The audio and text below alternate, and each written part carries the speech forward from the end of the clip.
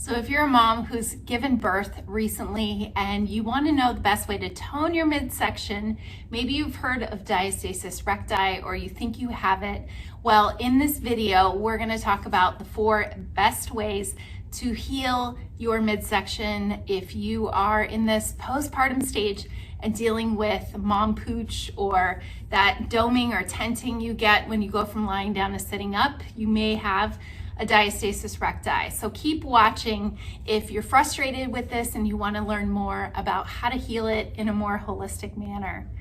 Now, I'm a pelvic floor physical therapist and I see women all the time from pregnancy to postpartum, and in almost 100% of women, there is a diastasis recti or that doming or tenting, that ridge down the middle that happens in the 3rd stage of trimester.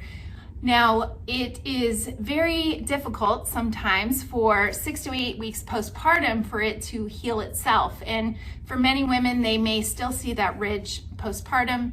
Now, what to do to help it, because for people that go back to fitness exercises and start doing traditional abdominal exercises, a lot of times it won't get better on its own. So 4 ways that you can really change your midsection without having to go under the knife. We're going to talk about what exactly is a diastasis. If you want to do a self-assessment for it, I have another video you can go back and look at after you watch this, and it's called a self-assessment for a diastasis recti. But traditionally, it's when more than 2 fingers you can fit in that space between your abdominals when you're lying on your back and you go to do a little crunch and you're feeling that ridge or seeing some tenting or doming happening there. Now, those deeper layers of your abdominals are the ones that we want to train and get them stronger and more stable so you can actually see a change in your abdominals.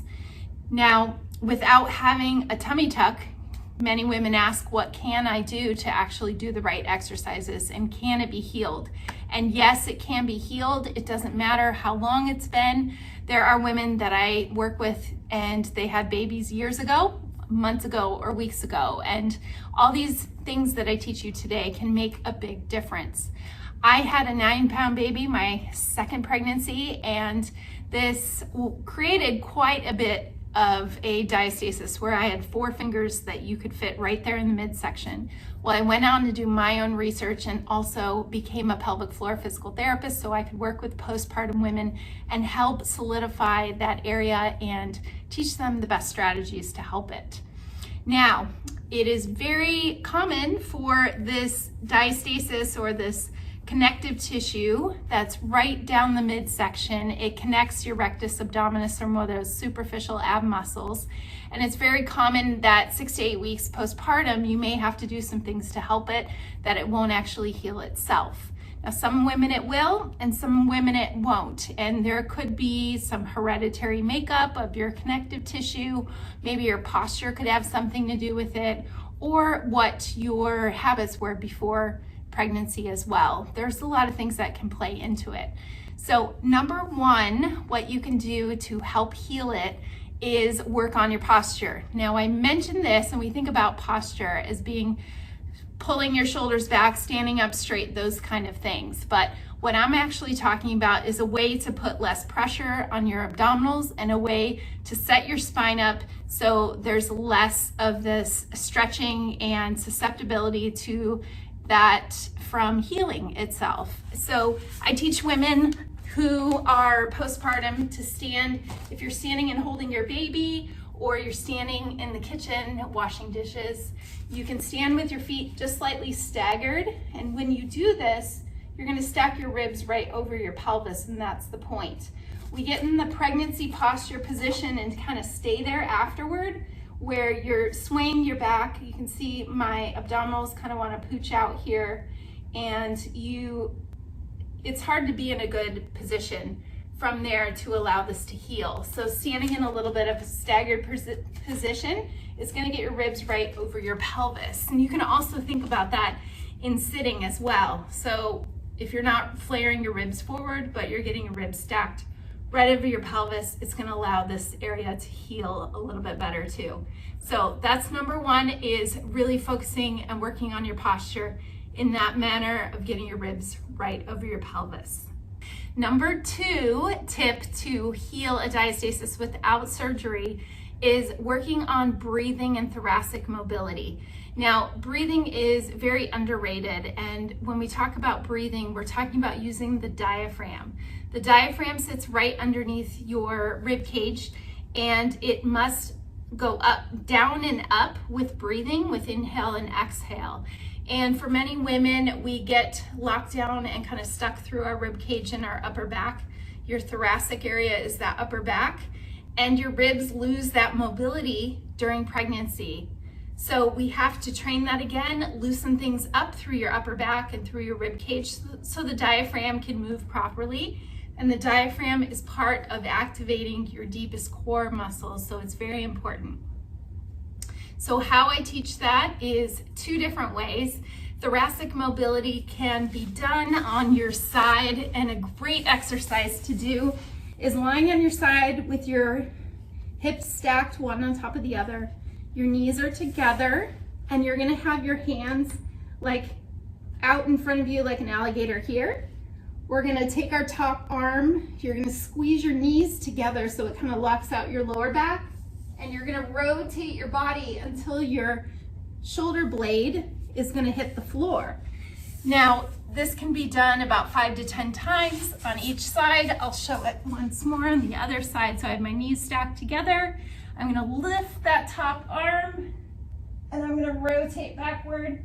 And you wanna stretch not from the shoulder, but more from the ribs. So you wanna get that good rotation through your upper body. So that is a great way to get the thoracic mobility, get the rib cage moving so your diaphragm can move. And then number 2 exercise of this second tip that I'm teaching you is going to be working on that diaphragm and working on the breathing.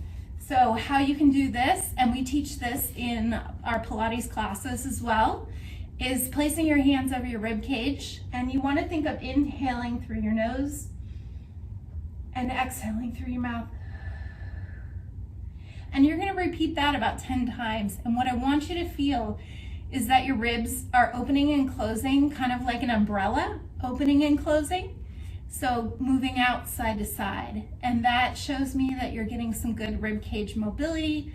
Your diaphragm is moving, and that's the first way that you're gonna start to train those core muscles.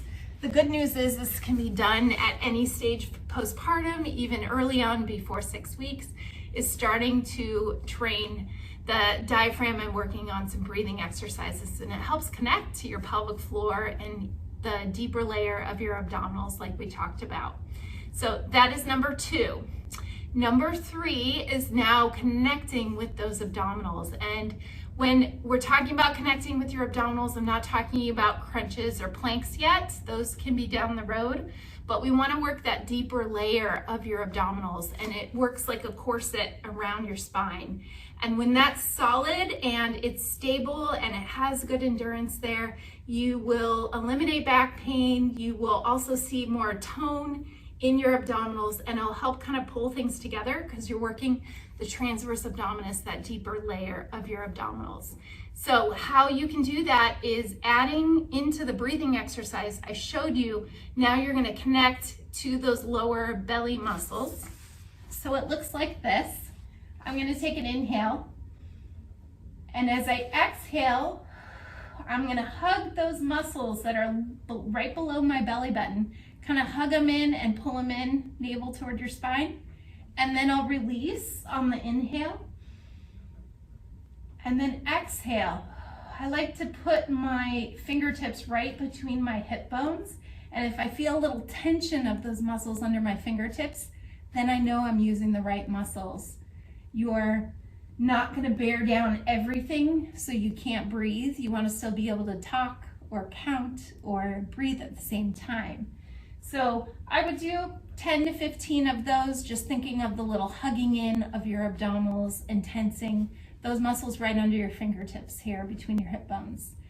So that's connecting to your deep abdominals. And I have another video called Core Foundations where I use that, but I progress on to what you can do once you connect to those muscles, how you can move your legs and your arms and really give yourself a core workout without doing crunches. So that is number 3, is connecting to your abdominals and doing the proper exercises for this deeper layer of your abdominals. Number 4 is going to be strengthening your hips. And many people don't think of their hips as having a relation with their core, their abdominals, but there is fascia that goes through from your glute muscles all the way up to your back and kind of reinforces everything around your midsection. So because I took probably 18 months to 2 years to really recover with consistency, with patience, with hard work to get my core a lot stronger and bring my diastasis back together, and also tone the area around your hips and your core, is using exercises like deadlifts or squats, things that are weighted and going to give your glutes more of a contraction and more support, because that's going to help the fascia around here and allow this area to heal even better. You want to use those large muscle groups. So how you can start using your glutes if you're not doing any kind of exercises yet and you're not ready for weighted exercises, I would definitely wait a little bit, get advice from someone that is a pelvic floor physical therapist that can guide you in the right direction. But doing a bridge exercise is going to start enhancing the glute muscles and get you to connect to your core in a safe way. So I like to go on your back with your knees bent. You're going to practice that breathing like I showed you before. And on your exhale, you'll engage, hug those abdominals in, and you're going to lift your glutes up into that bridge, and then inhale on the way down. So I'm tightening and tensing those glute muscles, and then lower back down. And once again, repeat that 10 to 15 times. Feel some emphasis on the booty muscles that help support that area too. So that is number 4, is really work on strengthening your hips. So those are my 4 top ways that I help my clients heal their diastasis.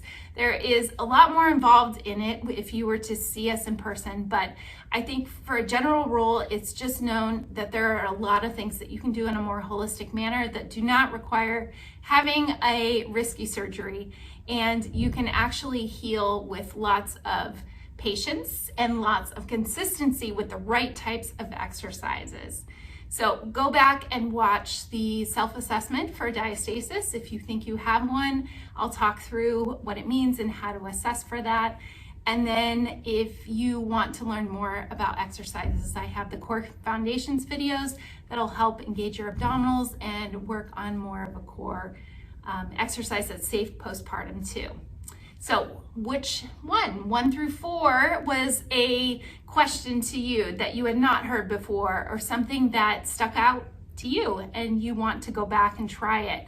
Comment below and let me know. I love to get feedback, and I want to know your questions too. So if you think you have a diastasis and you went through these, which top 4 are you going to focus on? And if you like this video and you want to learn more about women's health topics, we have lots of videos on educational topics to do with the physical health in the postpartum or even menopausal or postmenopausal stage. We have a lot of videos, plus Pilates related exercises that we teach our clients too. So hit the subscribe button if you want to get notified when we release a new video. Thanks for watching.